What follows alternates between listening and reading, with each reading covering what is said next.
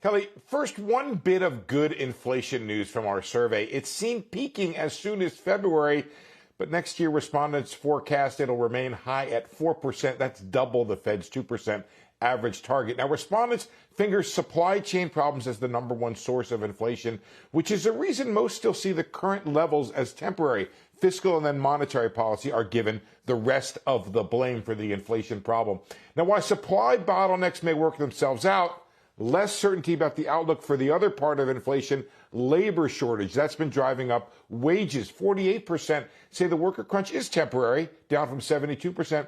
But look at that change. 41% say it's permanent, and we have to learn to live with it. That's up from 24% in the prior survey. A big change in the outlook for the labor crunch. Barry Knapp from Ironsides Macro writes, as core goods inflation eases in 2022, core services and energy inflation will accelerate. Now, what's behind that? A mismatch between available jobs and skills, seen as the top reason employers can't find workers, followed by health concerns and government benefits, which have run out so far, wages being too low, ranking towards the bottom. Maybe that's going to change. Well, continued and lingering inflation, those concerns lie behind the survey's projection that the Fed is going to double its taper to $30 billion and begin hiking rates as soon as June. Whether that's enough, well, that depends on how both the temporary and the potentially permanent parts of the inflation story play out. And Kelly, that producer price number didn't suggest that it was all that temporary. Just for background, how much is the Fed putting into the asset purchase program now?